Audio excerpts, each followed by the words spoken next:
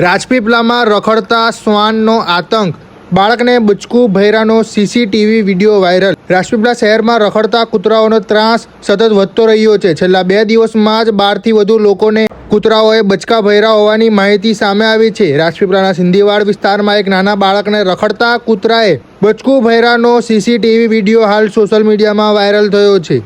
વિડીયોમાં કૂતરો બાળક તરફ દોડી જઈ તેના પર હુમલો કરતો જોવા મળી રહ્યો છે। આ ઘટનાને પગલે સ્થાનિકોમાં ચિંતા સાથે રોષ પણ જોવા મળી રહ્યો છે।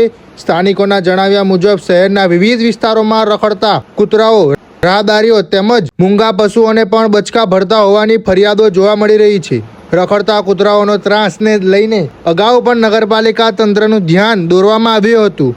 ગઈકાલે રાજપીપળા નગરપાલિકાના મુખ્ય અધિકારીને રૂબરૂ રજૂઆત કરી લોકોને અને પશુઓને બચકા ભરતા કૂતરાઓને પકડી જરૂરી કાર્યવાહી કરવાની માંગ કરવામાં આવી છે। પરંતુ રજૂઆતના બીજા જ દિવસે બાળકને કૂતરાએ બચકું ભર્યાનો સીસીટીવી વિડીયો સામે આવતા હવે નગરપાલિકા તંત્રની કામગીરી સામે સવાલો ઉઠી રહ્યા છે। સ્થાનિકોની માંગ છે કે પાલિકા તંત્ર તાત્કાલિક રખડતા કૂતરાઓને પકડી યોગ્ય કાર્યવાહી કરે અને નાના બાળકો તથા રાહદારીઓની સુરક્ષા સુનિશ્ચિત કરે।